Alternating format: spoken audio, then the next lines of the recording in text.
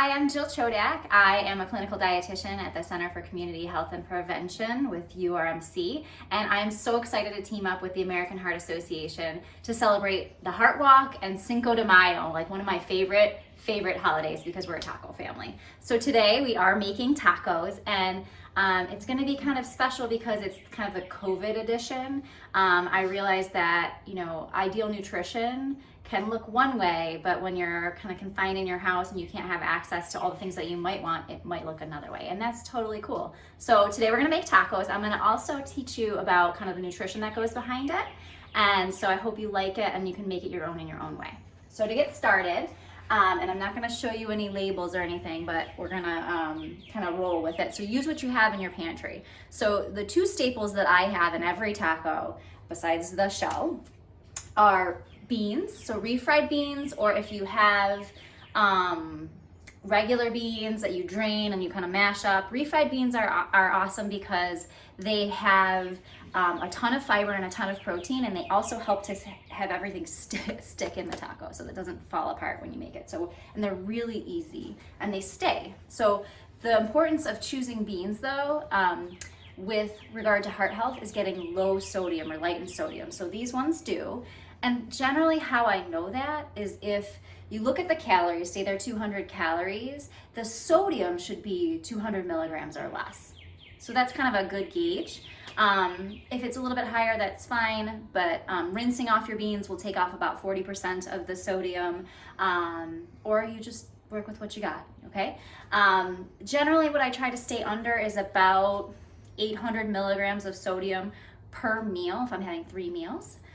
Because then I'm hitting right around the 2,300 milligram mark for sodium, which is the recommended daily allowance, or staying under that. If you can get below that, that's really awesome.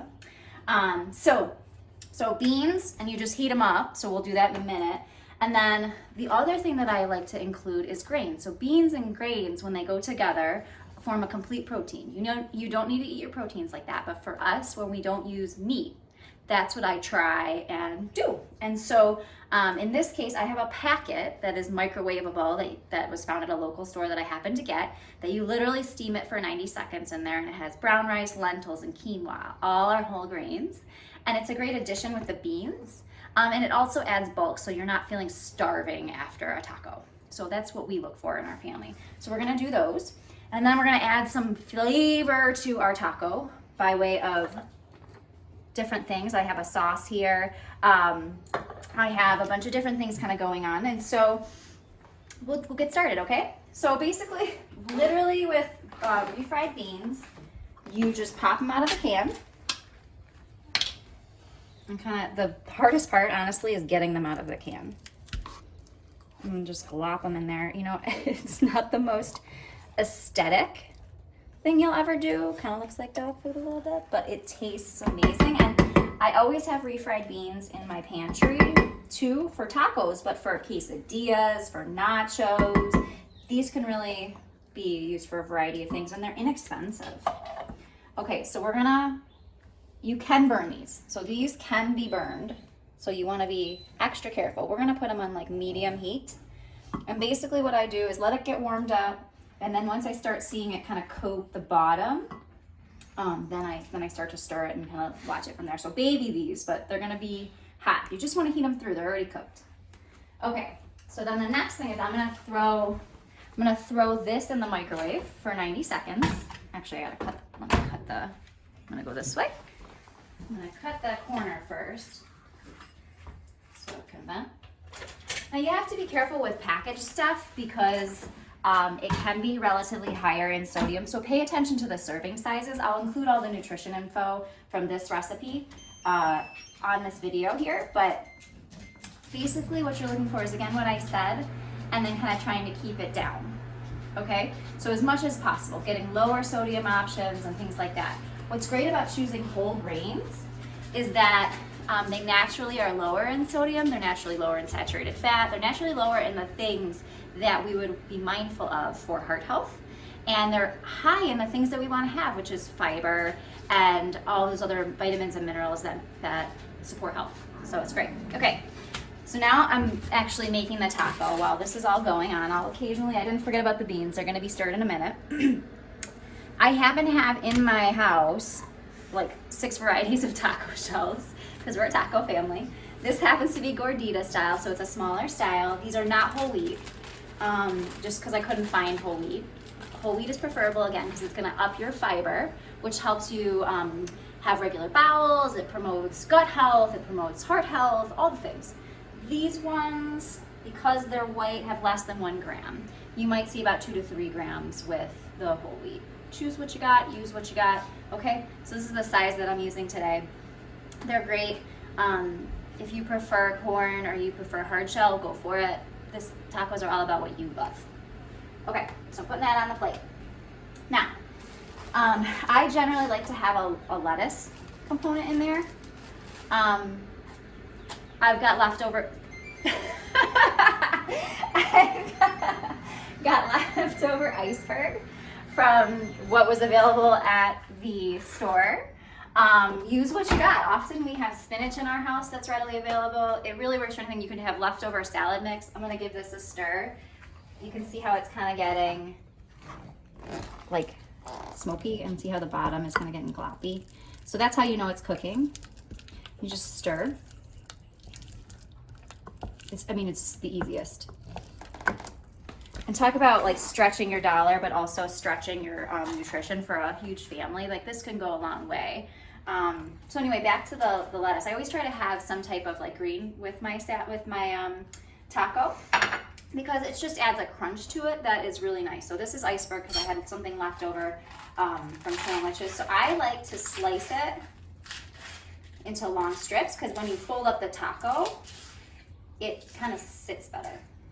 And you can go ahead and do like a bunch of this if you have like a big head of lettuce or whatever, and prep it, and so that you have it in a bag and readily available for anything. So I cut it up like this. I'll use it for this taco. I might use it for a taco salad for the next day. So really being mindful of that, okay? All right, so now this thing is ready. Let's see if I can open it with my fingers. If not, we're gonna have to cut it. Yeah, we're gonna cut it. And again, we're watching those beans because man, they'll burn, and they're not great. They'll never end. Okay. So let's peek into this puppy. Look at that. So this is where the protein and fiber lies, guys. This is what fills you up. So when we talk about kind of feeling full, I've been getting a lot of people who have been telling me that they're eating all day, or they're feeling hungry all day, or it goes back and forth, right? You're perpetually snacking. A way to kind of stop from doing that while maintaining heart health and all that is create a routine for yourself, and then kind of stick to it. And then when you think about, okay, what should I have for a snack or something, what's gonna fill me? Fat, fiber, and protein. So we want healthy fats, right? The unsaturated fats. We want fiber, which we're talking about, which comes in any plant food. So I have tons of plants going in here, okay? And then protein, which can come from all of these things. Generally, you're getting enough protein if you're getting enough calories, okay? All right, so the beans are done. So see how these kind of corresponded. So I always like to put the beans down first. I was kind of waiting on them. They smell great. Sometimes I add even more fiber and more taste. I like spice. Some of my family members don't. But so you just put it down, and then everything sticks to it. So let me check the nutrition on this. I got a little cheat sheet. The beans. For a half cup of beans, we've got 6 grams of fiber. Generally, women only need about 25 grams of fiber per day, so we're inching close there. And then if you did a whole cup, it would be more. I try as a woman to get about 8 grams of fiber per meal to meet my, because times 3, then it'd be 30, and I'm getting enough. So this would put me well on my way collectively. This whole meal together is gonna have 10 grams of fiber, so it'll meet my goal. It's gonna have 500 calories, 5 grams of saturated fat, 10 grams of fiber, like I said. And then we'll talk about added sugars in a minute. Only 1 gram of added sugar. 24 grams of protein, that's quite a bit. A 3-ounce chicken breast has 25 grams of protein. So we're getting it, and this is completely vegetarian. And then the sodium is around 900, which is right around that benchmark that I was telling you about. You could swap out some of the sauces or things here kind of to make it a little bit lower if you wanted, but it's generally okay. Okay, so we've put the beans down. Now, we're gonna put It's gorgeous. Look at it, see how it sticks? And then I like cheese. If your family is not doing cheese, don't add the cheese. It'll save you saturated fat. That's where the saturated fat is coming from, is any animal product. So any animal product and then coconut oil or coconut products have saturated fat. So if you want to get rid of that 5 grams of saturated fat, you just take this right out. And frankly, it doesn't always need it. But I put it on top of the warm stuff just because then it gets a little bit melty. Okay, next we're going to do our lettuce.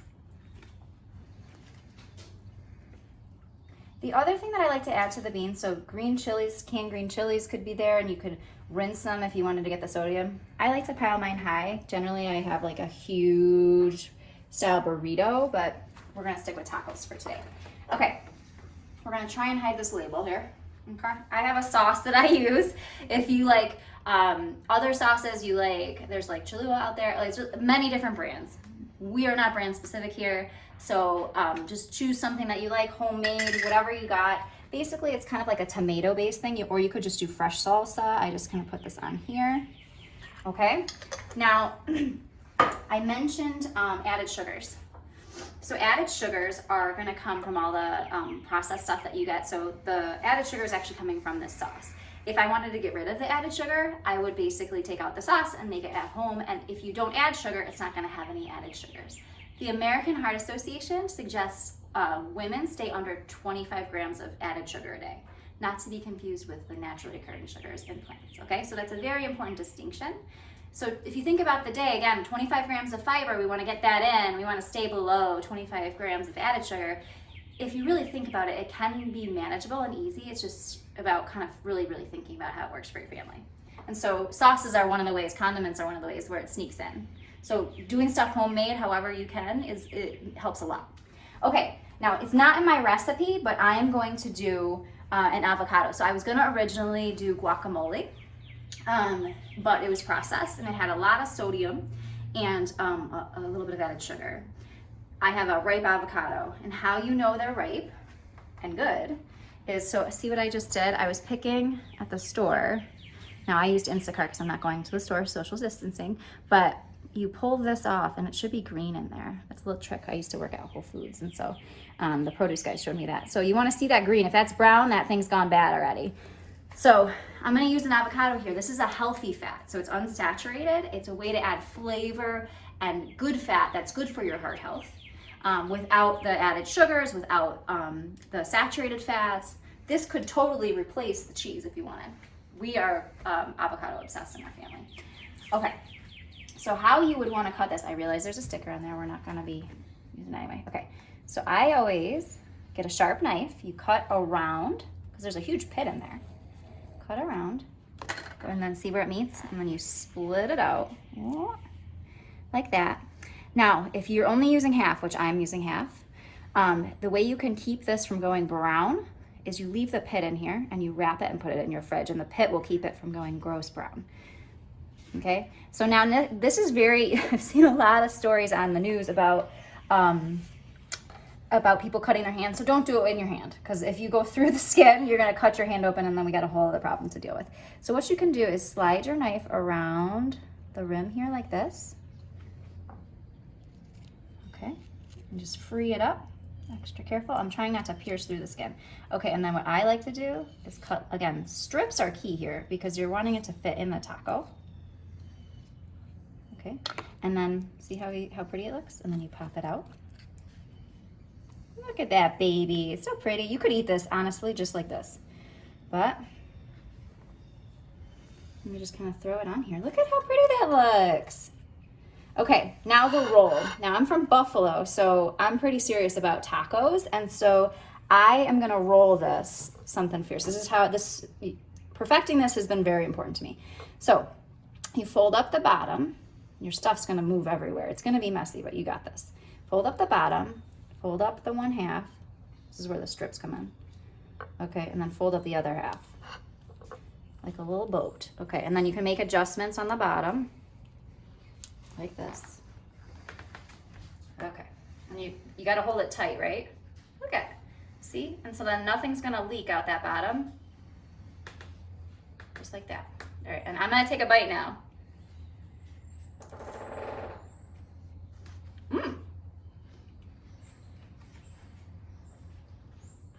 So good.